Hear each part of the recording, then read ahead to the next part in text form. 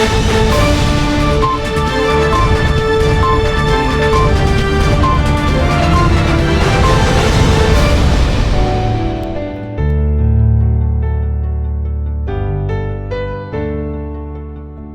dapat kembali berjumpa dalam acara Gema Kasih Indonesia yang membicarakan pokok-pokok penting dari iman Kristen atau pokok-pokok penting di dalam pengajaran-pengajaran gereja dan isu-isu hangat yang sedang berlangsung di tengah-tengah masyarakat yang dilihat dari perspektif iman Kristen.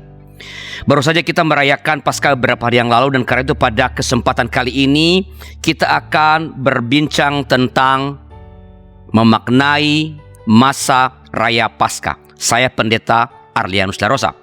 Dan untuk membicarakan topik kita ini telah datang di studio Bapak Pendeta Dr. Rasid Rahman, seorang dosen di Estate FT Jakarta yang mengampu bidang studi liturgika. Selamat datang Pak Rasid. Selamat datang Mbak, makasih. Terima kasih atas kesediaan Pak Rasid kembali datang untuk berbincang di studio pada saat ini. Sama-sama. Nah, kita bicara tentang memaknai masa Raya Paskah. Sebelum masuk pada detailnya ya Pak, bisa mungkin tolong dijelaskan dulu apa sih yang dimaksud dengan masa Raya Paskah itu Pak? Ya, Pak Arlianus, jadi masa Raya Paskah itu adalah masa gereja merayakan rangkaian Paskah yang terdiri dari beberapa peristiwa penting yang dirayakan. Nah, peristiwa itu mulai dari Rabu Abu beberapa hari yang lalu, mungkin sekitar 40 hari yang lalu lebih, tidak termasuk hari Minggu. Jadi bisa jadi sudah 50 hari yang lalu. Kalau dihitung hari Minggu. Kalau dihitung hari Minggu, pada Rabu Abu, lalu Minggu-Minggu Prapaskah, lalu memuncak pada Pekan Suci, yaitu Minggu Palem dan Sengsara, masuk Kamis Putih, Jumat Agung, Sabtu Sunyi, lalu kemarin kita merayakan Paskah. Dan sebetulnya Paskah bukan baru berlalu, tetapi Paskah baru dimulai pada hari Minggu kemarin itu. Sehingga besok kita merayakan Minggu Paskah. Minggu Paskah. Minggu Paskah, bukan minggu setelah Paskah. Minggu Paskah, bukan setelah Paskah ya? Bukan setelah Paskah, karena Paskah baru dimulai kemarin. Dan biasanya beberapa gereja menandai Minggu Paskah itu dengan berdoa berdiri ketika kebaktian Minggu. Berdoa berdiri? Berdiri, doa apapun dalam liturgi Minggu itu dengan berdiri sebagai tanda keikutsertaan dengan kebangkitan Kristus. Jadi kira-kira begitu, ketika doa syafaat, doa pembacaan Alkitab ya, termasuk doa pengakuan dosa juga dengan berdiri bersama kebangkitan Kristus, karena berdiri melambangkan kebangkitan itu. Dan itu berlangsung sampai Pentakosta. Nanti sebelum Pentakosta ada 10 hari sebelum Pentakosta, hari raya kenaikan Yesus ke sorga. Antara kenaikan Yesus dan Pentakosta ada 10 hari. 10 hari artinya 9 malam. Nah, 9 malam bahasa Latinnya Nove dan Nocta. Nove dan Nocta. Nove Nocta disingkat menjadi novena. Sehingga menjadi ada doa-doa novena seperti para rasul berdoa di ruang atas ketika mereka mencari pengganti Yudas. Lalu mereka juga berdoa sambil diperlengkapi untuk kemudian pada Pentakosta turunnya Roh Kudus. Gitu Pak, kira-kira. Jadi masa Raya Paskah mulai dari Rabu Abu sampai nanti pada peristiwa Pentakosta. Betul. Cukup panjang ya Pak? Cukup panjang, kira-kira 96-97 hari. Kalau tanpa Minggu 2 kali 40 tambah 50 berarti? Sekitar begitu ya. 50 tambah 50 lagi sampai Pentakosta, jadi hampir 100 hari memang. Kalau gitu kita mulai dari yang pertama Pak, Rabu Abu. Apa sih maknanya Rabu Abu itu Pak? Nah, Rabu Abu itu bermakna mengingatkan keabuan manusia. Bahwa manusia itu abu. Abu itu tanda kita tidak punya arti apa-apa. Hina begitu? Hina, fana sebetulnya ya. Tapi rapuh. Abu juga rapuh, betul. Rentan, tapi abu juga berarti kotor ya, karena orang kalau abu konotasinya kotor. Abu juga sebetulnya melambangkan atau menyimbolkan awal mula manusia. Peristiwa penciptaan itu bumi belum berbentuk, maka Tuhan Allah membentuk manusia dari abu, tanah itu ya. Debu atau abu itu melambangkan awal mula manusia, juga melambangkan akhir manusia. Nanti kamu kembali lagi menjadi debu. Juga melambangkan sepanjang hidup manusia. Dengan abu kamu tergantung itu di kisah penciptaan ya. Kamu makan dari abu ya, semua debu dari tanah itu ya. Jadi sebetulnya kelekatan manusia itu abu juga bumi ya. Kelekatan manusia dan seluruh makhluk di muka bumi ini selalu berhubungan dengan tanah. Jadi sebetulnya kodrat kita. Maka abu-abu itu saya mengatakannya sebagai fitrah ya, kita kembali diingatkan fitrah kita itu ada kefanaannya, ada kotornya, tapi juga kita nggak bisa lepas dari situ. Jadi menggambarkan itu. Jadi semacam peristiwa kalau tadi bilang kembali ke fitrah, peristiwa kembali ke titik nol begitu maksudnya? Titik nol dan mengingatkan kita akan kembali ke titik akhir kita. Oke. Begitu. Jadi melalui peristiwa atau perayaan Rabu Abu yang mau disampaikan atau yang perlu kita hayati dalam peristiwa itu? Tentang diri kita sebetulnya. Tentang diri kita, rentan dan sebagainya itu ya. Tidak ada apa-apanya. Lalu kalau di dunia sehari-hari kita menjadi orang jago, ahli, menjadi orang tinggi, orang mulia. Tetapi Rabu Abu mengingatkan setinggi-tingginya manusia, semulia-mulianya manusia, dia tetap makhluk Allah yang rentan. Makanya setelah Rabu Abu adalah minggu pertama Prapaskah, dan itu diperingati oleh gereja sebagai hari berpuasa. Karena pembacaan Alkitab pada minggu Prapaskah 1, Yesus berpuasa. Yesus rentan masuk ke padang pasir. Nah, ini kita menjalani padang pasir kita, dan puasa itu mengingatkan bahwa kita begitu tergantung pada makanan dan rentan. Orang dengan berpuasa orang menjadi rentan. Sebelum lanjut ke Prapaskah, Pak Rasid, bagaimana dengan beberapa orang yang mengatakan ini berkaitan dengan Rabu Abu tadi ya? Seingat saya belum terlalu banyak gereja-gereja Protestan yang merayakan Rabu Abu. Dan ada yang tidak merayakan, mengatakan ini karena ini kan tradisinya Katolik. Iya, betul. Protestan kenapa ikut-ikutan? Kita jadi ada pernah malah yang pernah bilang sama saya begini, saya dulu masuk ke gereja Protestan karena saya nggak mau yang begitu-begitu ya, sekarang saya ke Protestan udah kayak Katolik aja Protestan. Parasit komentarnya. Iya, ini tradisi kan pilihan, Pak. Jadi dalam kekristenan ibadah, ritus tidak menjadi keharusan. Dan kita diperhadapkan dengan pilihan bahwa sejarah itu bergulir, tradisi bergulir. Nah, kalau ada yang baik, kenapa kita tidak pakai? Memang para sending dan sendling tidak mewariskan, tidak memberikan kita Rabu Abu. Tidak memberikan kita banyak tradisi dalam ritus-ritus. Tapi perkembangan setelah sending pergi dan perkembangan gereja-gereja Protestan di Indonesia dan perkembangan liturgi sedunia menyatakan hal yang luar biasa, yang istimewa. Ada banyak mutiara rupanya dalam perkembangan teologi yang sebetulnya mutiara itu disediakan oleh narasi Alkitab, oleh Allah bagi kita.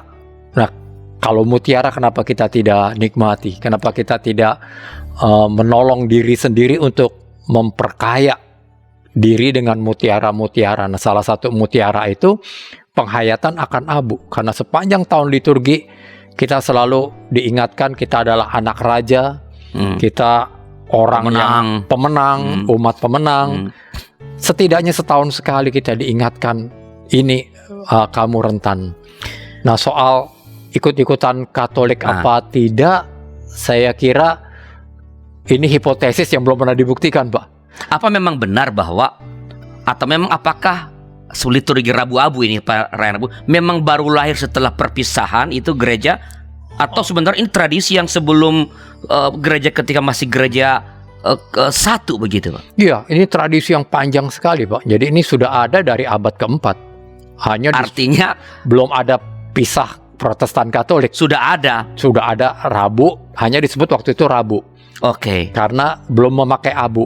Oke. Ya, jadi baru memakai abu itu sekitar abad ke-11. Dan itu pun jauh sebelum reformasi.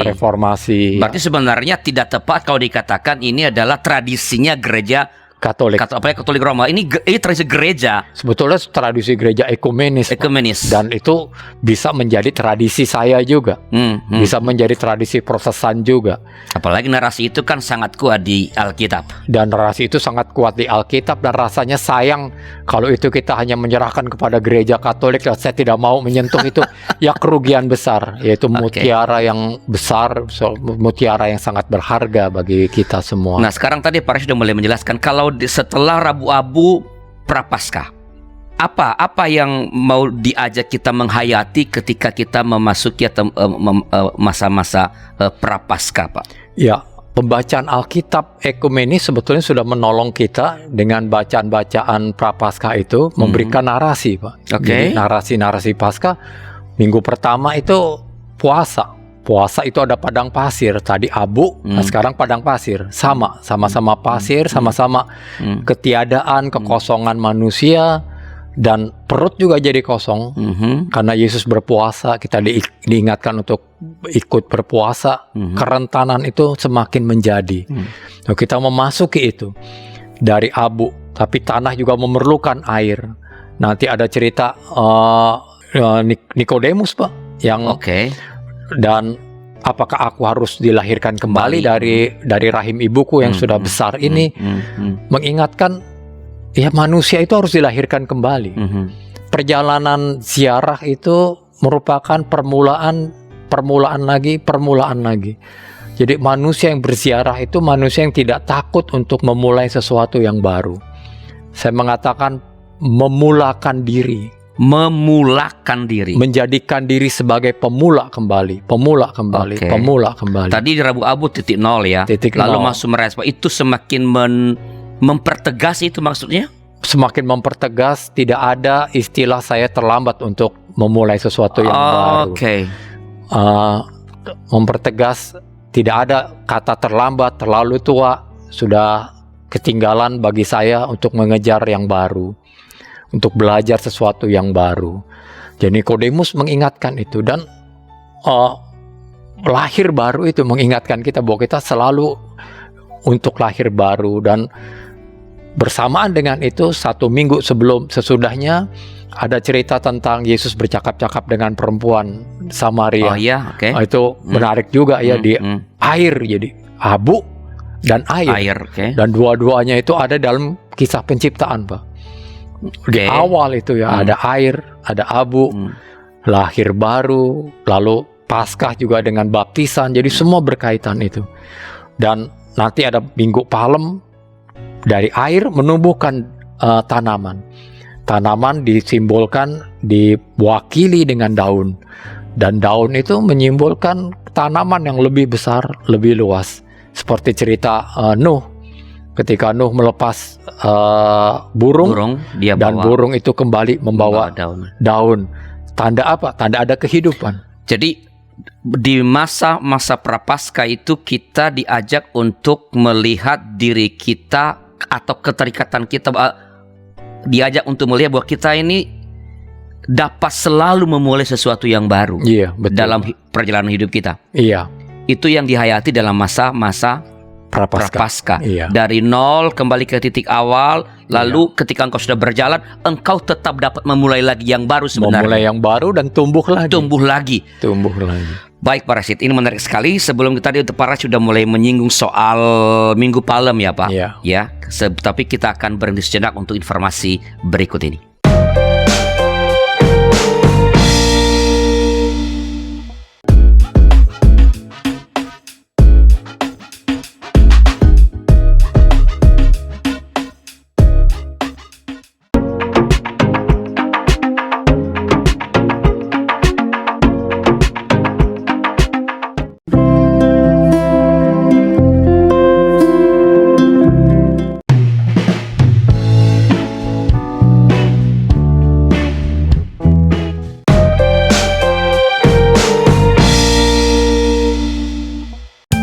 Sahabat, mari dukung pelayanan dan pekabaran Injil melalui YKB dengan membagikan link acara ini kepada sebanyak mungkin orang.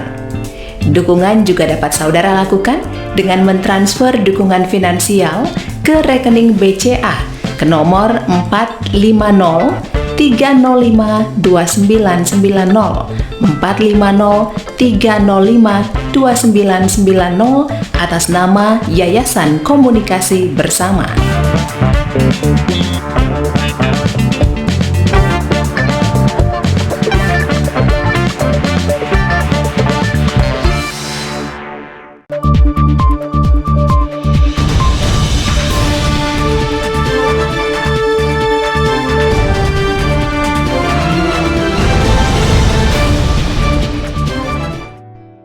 Terima kasih masih bersama kami dalam acara Gema Kasih Indonesia. Kita sedang membicarakan memaknai masa raya Paskah bersama narasumber kita Bapak Pendeta Dr. Rashid Rahman. Saya Pendeta Arlen, saudara pemandu percakapan kita.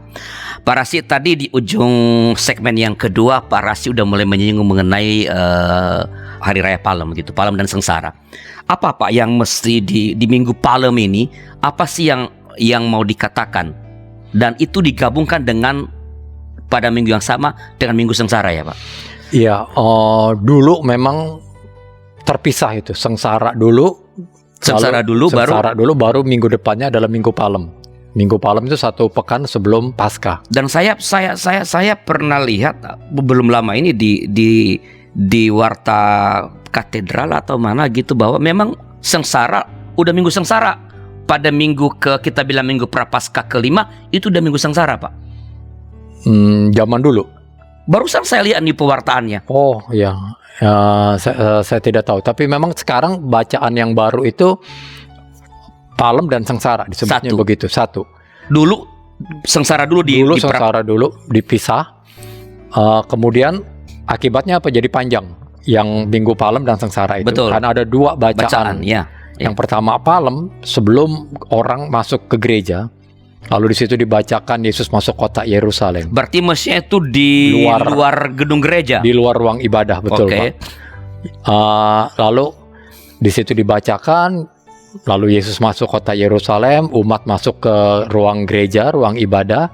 Di dalam gereja merayakan Minggu Sengsara.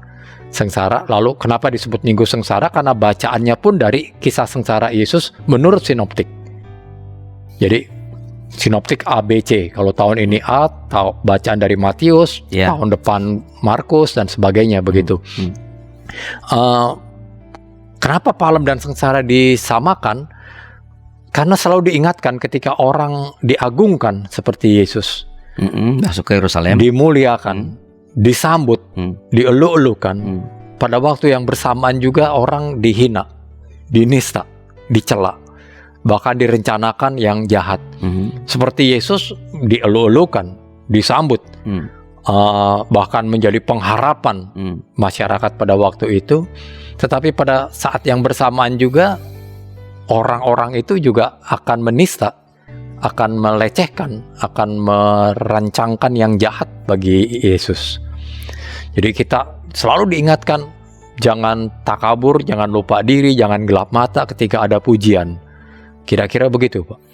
Oke, dari aspek pembacaan tadi kan pembacaan Minggu Palem itu di luar gedung gereja. Iya. Lalu baru masuk dan itu merayakan Minggu Sengsara. Betul. Berarti pemberitaannya berbasis pada teks mana Pak? Bisa dua-duanya. Bisa dua-duanya. Bisa modifikasi dua-duanya, bisa salah satu.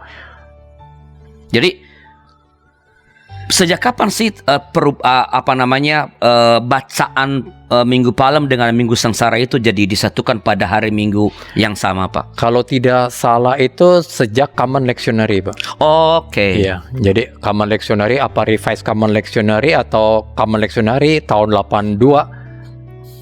Dugaan saya tahun 82. Common Lectionary. Dan alasannya adalah seperti yang tadi pemaknaan yang tadi Pak Rashid mengatakan bahwa kita tidak bisa memisahkan antara pemuliaan dengan penghinaan. Pada saat orang dimuliakan, dia ingat dirinya juga ada orang juga yang merancangkan kejahatan. Jadi selalu dua peristiwa ini seperti dua sisi dari mata uang yang sama. Betul, Pak. Pemuliaan dan penghinaan. Iya, betul. Paradoks ya. Paradoks itu yang mau diingatkan kepada kita yang ingin diharapkan kita menghayatinya pada Minggu Palem. Sengsara, ya, betul. Oke. Itu kan berarti Nah, di gereja-gereja di Indonesia, pas sejauh saya tahu, para sih tentu mungkin punya survei dengan info dari mahasiswanya, itu yang merayakan Minggu Prapaskah 1345, lalu Palem, Sengsara, baru Hari Raya Trisuci itu masih sedikit di Indonesia.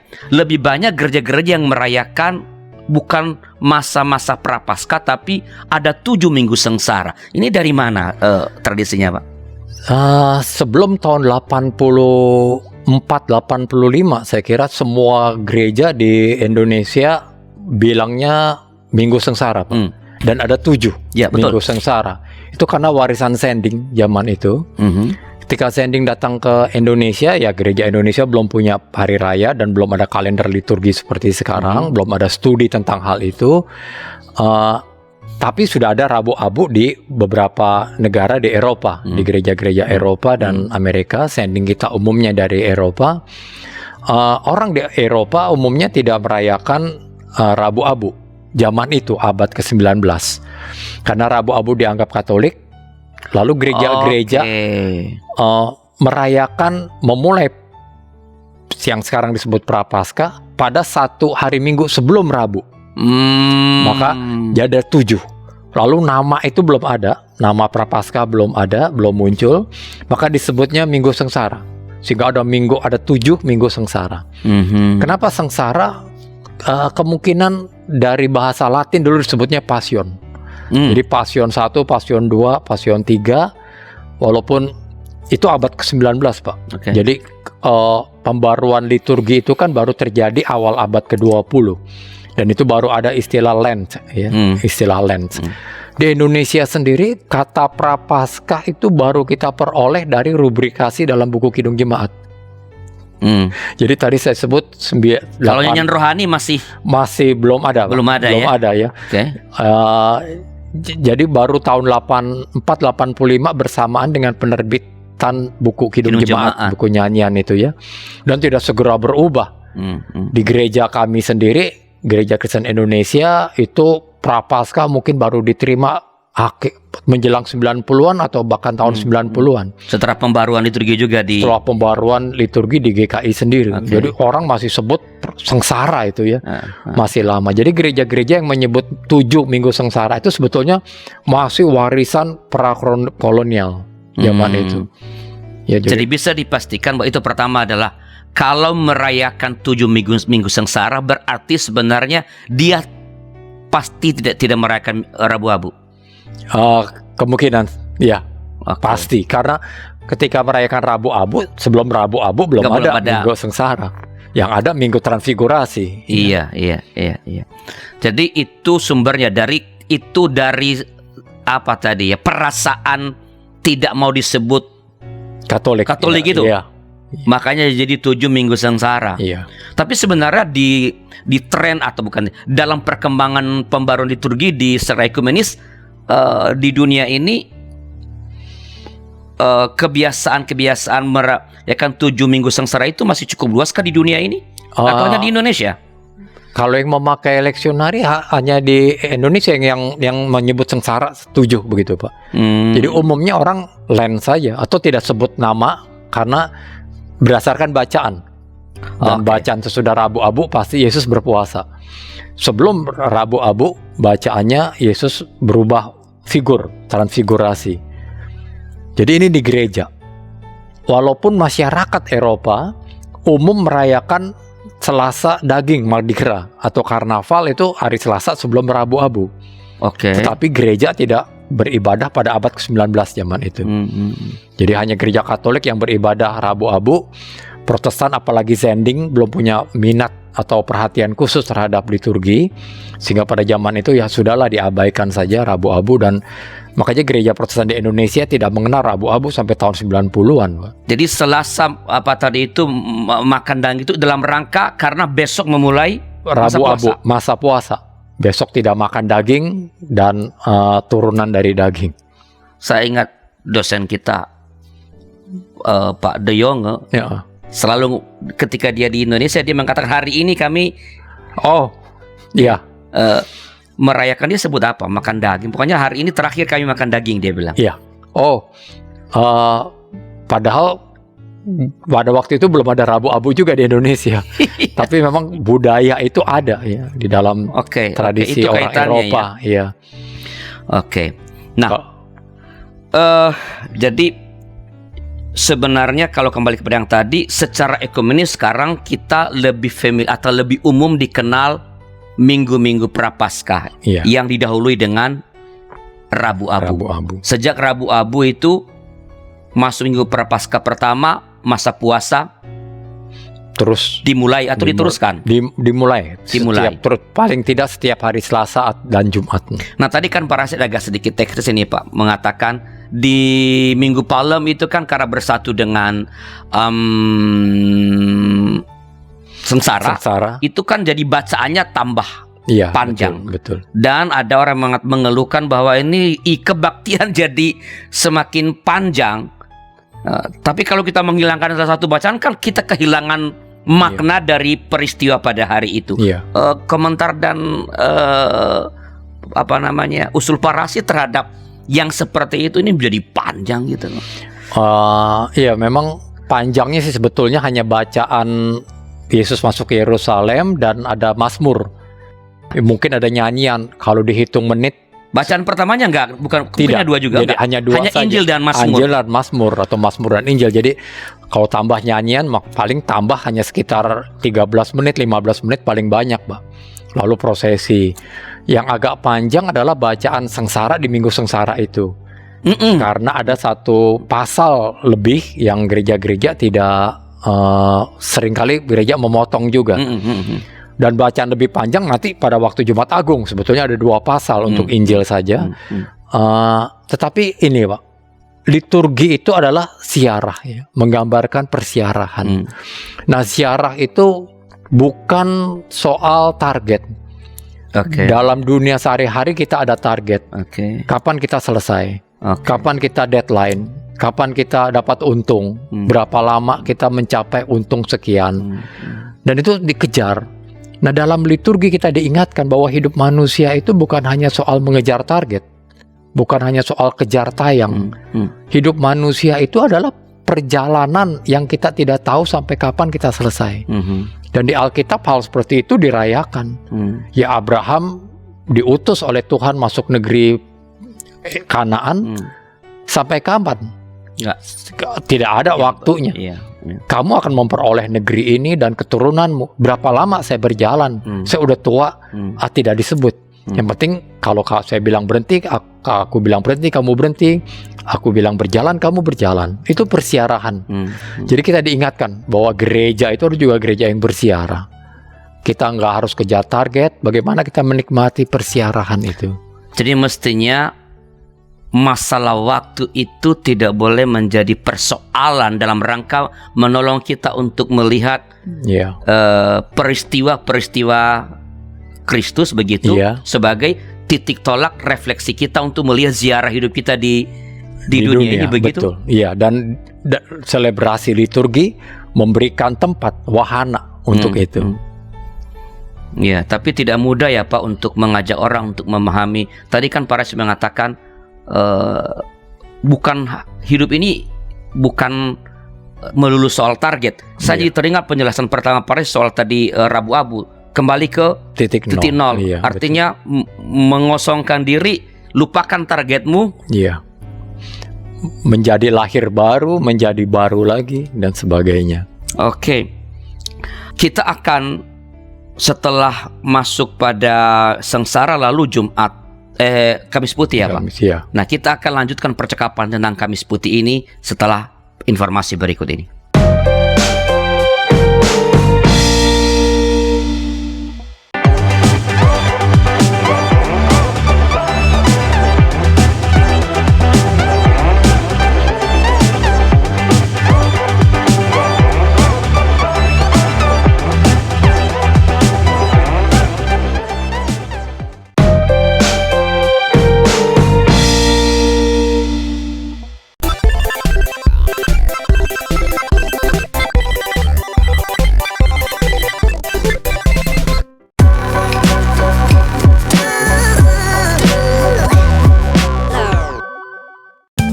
Sahabat, mari dukung pelayanan dan pekabaran Injil melalui YKB dengan membagikan link acara ini kepada sebanyak mungkin orang. Dukungan juga dapat saudara lakukan dengan mentransfer dukungan finansial ke rekening BCA ke nomor 450 305 2990 450 305 2990 atas nama Yayasan Komunikasi Bersama.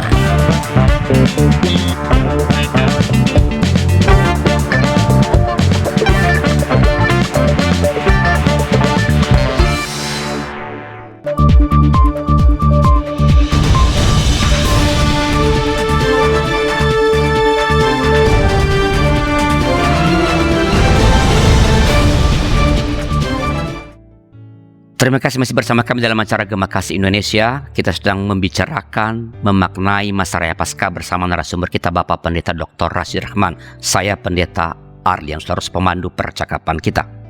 Pak Rashid, ini segmen terakhir Pak. Tadi kita sudah bicara mengenai Minggu Palem dan Sengsara. Kita melangkah lagi ke Kamis Putih. Apa sih Pak makna Kamis Putih ini? Nah, kita sudah bicara tentang abu Pak Rianus. Kita bicara tentang daun. Nah, Kamis Putih ini kita bicara tentang air, Pak.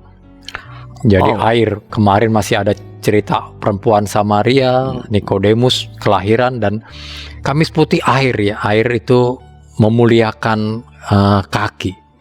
Jadi peristiwa mencuci kaki seperti Yesus mencuci kaki murid-muridnya. Dan kemuliaan itu diperoleh bukan dari yang bawah ke atas, tetapi dari yang atas ke bawah. Jadi ini menarik. Aku guru dan Tuhanmu, kata Yesus di Yohanes 13, supaya kamu juga meneladan. Aku menjadi teladan bagimu. Jadi artinya gereja mengajarkan dan mengajak orang menjadi memuliakan orang yang tidak pernah diperhatikan selama sepanjang tahun liturgi, selama kehidupan. Di dunia ini banyak orang yang kita tidak pandang, Pak. Tidak kita perhitungkan, kita marginalkan, kita abaikan, walaupun perannya banyak di dunia ini. Ya tanpa mereka kita tidak bisa hidup dengan normal, misalnya ya, hidup dengan nyaman dan aman. Dan Kamis Putih mengingatkan hal itu. Kita rayakan. Guru tanpa murid tidak jadi guru. Nah, seperti Yesus juga.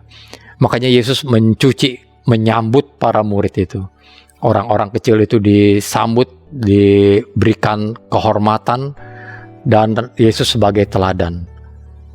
Oke, apakah itu berarti bahwa di Kamis Putih itu kita diajak untuk melihat, entah kita memandang semua orang itu layak dimuliakan, atau entah kita melihat diri sendiri, aku yang menurut aku ini hina ini sebenarnya di mata Tuhan tetap layak mendapat pemuliaan, begitu maksudnya?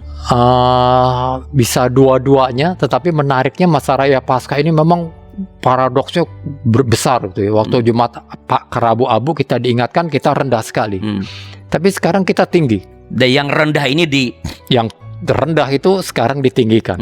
Apakah saya jadi rendah? Saya tidak jadi rendah, saya tetap tinggi. Kalau saya rendah melayani rendah, nggak istimewa. Yesus tetap guru. Aku guru. Berubah itu. Tidak berubah. Aku guru dan Tuhanmu. Tetapi yang tinggi ini justru menunjukkan sikap memuliakan yang rendah itu. Jadi bagus kalau gereja, baik di rumah maupun di gereja, ketika ibadah bersemuka, menunjukkan hal itu. Yang mencuci kaki orang yang bukan karena memberikan sumbangan yang banyak di gereja, bukan karena dia tokoh gereja, tapi karena selama ini diabaikan atau tidak diperhitungkan kehadirannya dan perannya di dalam menghidupi, melancarkan perjalanan gereja. Jadi kita diajak melihat sebenarnya mereka-mereka yang selama ini entah terlupakan untuk diberi tempat yang selayaknya dalam kehidupan dalam komunitas, begitu Pak? Iya, kira-kira. Kalau tidak di dalam dunia nyata, kehidupan nyata, setidaknya dirayakan dalam ibadah. Oke. Pengingat. Ini agak pertanyaan yang praktis. Apakah ada pertimbangan mengapa disebut Kamis Putih, mengapa bukan Kamis Hijau gitu, Pak? Nah, ini memang Kamis Putih itu hanya bahasa Indonesia, Pak. Karena memang memutihkan artinya membersihkan, bahwa malam ini hanya terakhir kita merayakan sakramen. Jadi baptisan, perjamuan, dan sakramen-sakramen lain tidak ada. Ditutup putih itu ya, ditutup bersih, altar bersih, meja bejana baptisan tidak ada, karena besok Jumat Agung, Sabtu Sunyi sampai Paskah itu bersih. Hanya di Indonesia. Sedangkan Kamis Putih sendiri diambil dari bahasa asing, bahasa Inggris Maundy Thursday, dari bahasa Latin Mandatum Novum. Mandatum Novum. Iya, mandat itu perintah, novum yang baru. Seperti Yohanes 13. Aku memberikan suatu perintah yang baru. Ya, suatu perintah, suatu amanat baru supaya kamu saling mengasihi. Mengasihi siapa? Mengasihi yang lebih rendah. Lemah. Yang lemah, yang di bawah kamu itu. Jadi sebetulnya karena bahasa Indonesianya apa ya?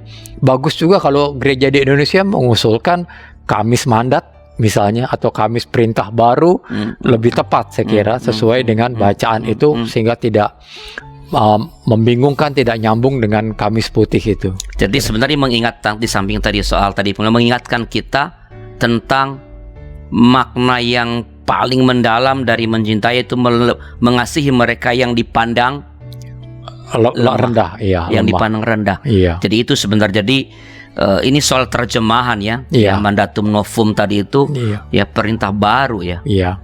Ya. Dan memang Yohanes 13 bicara tentang perintah yang baru. Ya, mengasihi. Dan baru artinya betul-betul baru yang tidak pernah ada. Biasanya kasihilah sesamamu. Tapi sekarang muliakanlah orang yang rendah. Iya. Kasihilah sesamamu dalam arti meninggikan orang yang lemah, yang rendah. Ya, menarik. Itu baru menjadi jelas ketika kita melihat termnya yang dari sumbernya ya. Iya. Tadi Mandatum Novum tadi itu. Oke. Kita bergerak. Jumat Agung. Nah, Jumat Agung ketika Allah hadir, Allah ada, tetapi Allah seolah-olah tidak menjawab kita. Seolah-olah Allah membiarkan kita. Itu kan dalam Jumat Agung, makanya Yesus memakai Matius 22. Allahku, Allahku, mengapa engkau meninggalkan aku? Meninggalkan bukan arti Allahnya tiada. Allah ada, tetapi Allah tidak menjawab sesuai keinginan. Dan itu pergumulan Yesus yang paling dalam. Kok membiarkan ketidakadilan berjalan ya. Jadi Jumat Agung itu momen ketika kita menghayati dalam hidup itu nggak selalu jawaban Allah itu sesuai dengan harapan kita. Nggak selalu Allah itu menyenangkan kita. Nggak sekali waktu dalam hidup kita berteriak seperti pemazmur. Kenapa Allah tidak saya rasakan kehadirannya?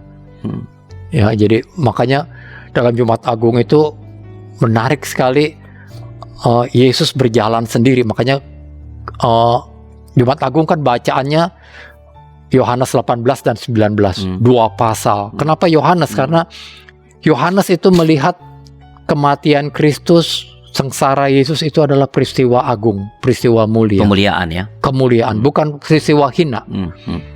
Salib adalah pemuliaan. Kemuliaan. Dan dalam Jumat Agung menarik, Pak. Dalam Yohanes 18-19 itu tidak ada Yusuf Arimatea yang membantu Yesus membawa salib.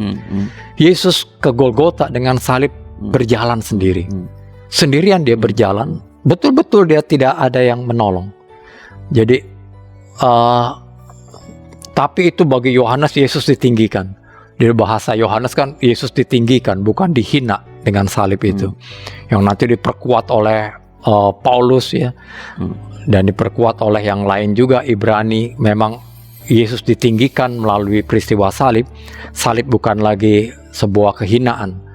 Jadi ini sebuah gambaran yang menarik, Pak.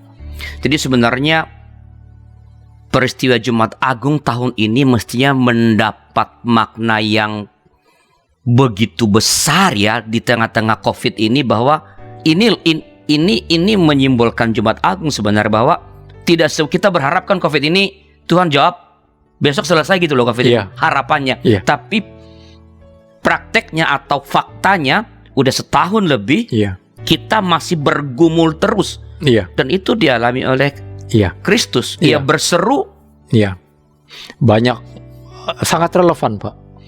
Jadi baik keluarga, apalagi orang yang terbaring ya, minta maaf, dalam keadaan in koma beberapa hari, mungkin masih ada kesadarannya, dia berteriak kepada Tuhan, pada akhirnya ya dengan minta maaf dia tidak bisa kembali kepada keluarga, dia harus kembali kepada pemiliknya, sang penciptanya. Dan banyak keluarga yang mengharapkan kesembuhan dan memang tidak terjawab. Belum masalah-masalah lain yang tidak segera terjawab dalam hidup ini, Pak. Sangat relevan. Jadi ketika seruan-seruan kita seolah-olah atau bukan, memang tidak ada jawabannya. Tadi Pak Rashid mengatakan ini, dan ini menurut saya sangat penting. Ya, ketika seruan kita tidak dijawab oleh Allah, bukan berarti Allah tidak ada. Itu tadi yang Pak Rashid katakan. Betul. Ini menjadi penting ya. Iya. Allah tetap ada di situ. Iya. Allah tidak pernah tidak ada. Allah selalu ada, tetapi belum tentu menjawab kita sesuai keinginan yang kita inginkan. Iya. Wow, oke. Bergeser, Kamis Putih, Jumat Agung, peristiwa kebangkitan Paskah. Jadi Sabtu Sunyi dulu masih ya. ada Sabtu Sunyi, lanjutan dari Jumat Agung, Allah terbaring, Kristus terbaring. Bagaimana membayangkan Allah diam saja seperti Jumat Agung? Tidak ada juga yang kita bisa lakukan. Jadi berdiam diri, mengosongkan diri, tidak ada apa-apa. Titik nol lagi. Ya, titik nol. Berkali-kali titik nol. Berkali-kali. Nah itu saya bilang memula sesuatu lagi. Ya, titik nol yang tidak membosankan, kita harus menjalani lagi. Banyak hal kita sudah capai sekian tinggi, kita harus mulai lagi. Baik dengan keinginan kita maupun bukan keinginan kita, kita harus mulai dengan sesuatu yang baru lagi, Pak. Sambil menantikan bersama Kristus yang juga berdiam diri. Makanya Sabtu Sunyi disebutnya aliturgi. Tidak ada liturgi. Karena yang kita liturgikan sedang terbaring wafat. Jadi kesempatan berefleksi, berdiam diri. Tidak buat rencana. Panjang hidup kan kita bikin rencana, Pak. Dari bangun tidur sampai sebelum tidur, bahkan ketika mimpi pun kita berencana. Otak bekerja terus. Nah sekarang coba mengisi kekosongan itu. Menghayati kekosongan. Iya. Paskah ini kita waktu kita sedikit lagi. Bisakah menerangkan sedikit Paskah dan minggu Paskah? Ya, jadi sudah selesai. Kita tidak di nol terus karena selalu ada tempo yang mengingatkan kita kembali. Orang sudah waktunya dilahirkan, dia hidup lagi, dia lahir baru. Kita memulai terus sampai peristiwa Pentakosta. Dan kebangkitan itu artinya lahir baru artinya kita hidup lagi, dan hidup itu harus berbuah. Makanya kalau hidup tidak berbuah namanya jadi beban. Makanya Paskah selalu dihubungkan dengan Pentakosta. Pentakosta itu mengingatkan bahwa hidup itu harus berbuah. Kalau hidup tidak berbuah, menjadi beban, ranting yang tidak berbuah dipotong, dibuang. Jadi Pentakosta merayakan, mengingatkan bahwa hidup kita itu harus berbuah. Makanya ada pesta buah, dan buahnya apa? Pengutusan ketika Yesus naik ke sorga.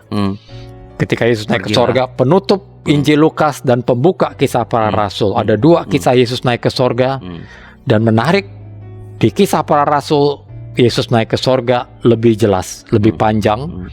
Kapan engkau memulihkan kerajaan bagi Israel? Jadi pengutusan menjadi saksiku sampai ke ujung bumi, kata Yesus. Bukan soal mengkristenkan orang, bukan soal mengkristuskan orang, bukan soal seberapa banyak menggerejakan orang lain ke dalam gerejaku, tapi pengutusan Tuhan kepada kita adalah pengutusan menjadi alat pemulihan. Jadi panggilan Tuhan kepada gereja sebetulnya memulihkan. Penginjilan Lukas itu bukan mengkristenkan tetapi memulihkan relasi, memulihkan orang-orang terluka. Banyak orang terluka di gereja, termasuk relasi dengan alam semesta ya. termasuk dengan yang lain-lain, termasuk dengan orang yang kita lukai, termasuk orang yang tidak sengaja kita lukai. Ya, jadi sangat menarik ya, Pak Rasid. Pemulihan itu, ya, sangat menarik. Jadi itu sebuah rangkaian yang kalau ada jeda atau dihilangkan di dalamnya akan tersendat. Ya, dari tadi Rabu Abu sampai ke peristiwa Pentakosta. Oke, Pak Rasid, sebagai penutup dari seluruh percakapan atau rangkaian masa raya Paskah Rabu Abu sampai Pentakosta ini, sebagai kesimpulan atau pesan pastoral kepada apa yang umat perlu betul-betul ingat dalam seluruh rangkaian ini? Jadi sekitar 95, 96 atau 97 hari masa raya Paskah, pemirsa di rumah, kita diingatkan tentang hidup. Hidup itu fana, tapi kita juga harus mengisi kehidupan.